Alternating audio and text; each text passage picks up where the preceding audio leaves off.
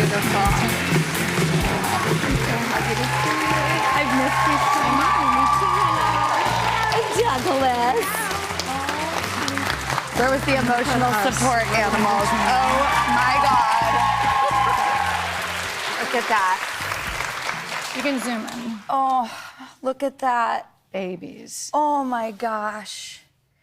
And how old is your daughter now? Is it 12? 14. 14? Yeah, she's a teenager. Was This she is why 12 I'm here. when she started writing music? Yes. Okay, did Yes. she always tell you that she wanted to be a musician? I never even told her I was a musician.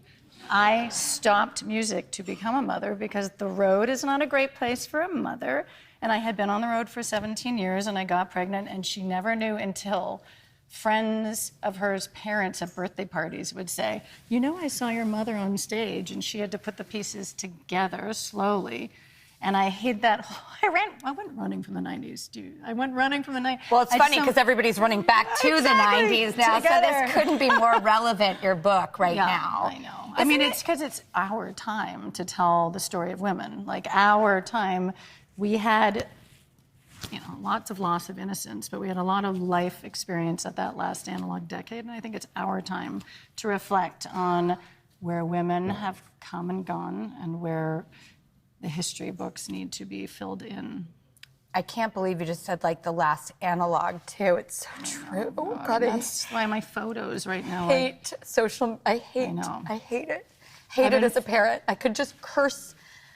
I was imagining that at the end of this, but it might be the whole conversation, know, that you and I would sit there and do a prayer to the universe to protect our daughters from the internet and social media and algorithms. We were protected in a way that they are not. Yes. To be not safe in your bedroom alone. I know. Because of your phone. Because you think, insane. oh, my child's at home, I've got eyes on them. Yeah. And it's not that way at all. I know. I didn't really even make the comparison or the relatable aspect of when I found out I was pregnant, I too quit making films.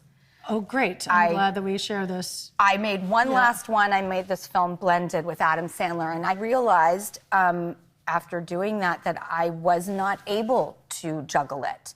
And I sort of put that movie up on a shelf and thought, this is my swan song and I'm going to stop. It doesn't mean we won't go back to it. I leave the door open. Do you leave the door open? Well, the book is sort of a creeping back to it. It's just because I want to reclaim my innocence and my love of music, because I lost a lot of innocence with music. And like you, I think we associate those incredible journeys with some pain, some problems, and a lot of my book is about healing from things I just didn't look at for 20 years. We were out there.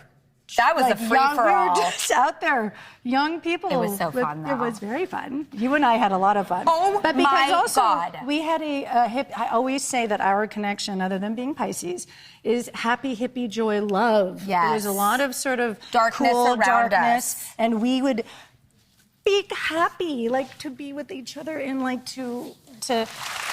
happy. We were counterbalancing. When I met you, I'll talk about that darkness and sort of address what it was. I had met Eric. I actually met him once outside of a club in LA, a really dingy dive bar that I was throwing up outside. And he came to help me like a gentleman. I was literally in an alleyway barfing, and he was like, I just don't want you to be out by yourself in this neighborhood. It's really dangerous. So I'm just going to stand here while you finish. And I was like,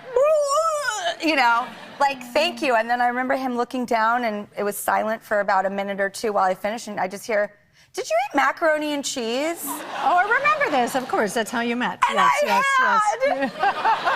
And of course, it didn't deter my love. But I said thank you, and it was so nice to meet you. And then later in Seattle, we refound each other and fell madly in love. And at the time, Kurt Cobain had just passed. Courtney and Francis were living in Seattle. Left alone. Kristen Pfaff, who was the bassist in Hole, who was also Eric's ex-girlfriend, had also just passed away of an overdose. So there was darkness and death around a group of people who were trying to thrive and survive out of it, make art, find their way forward. And that is around when you and I entered that picture. Exactly. And actually, like, we were, as I'm sure you agree, we're attracted. Some light is attracted to dark, darkness attracted to light. And I think that we came in at the right moment for that group of people that are sensitive, beautiful poets that needed support. Like, I as a musician, barely wanted to enter that chaos, but I felt a calling as a woman to support these women and Eric, but like replacing. In fact, did you tell Courtney at first that you were too hesitant? We'll be right back.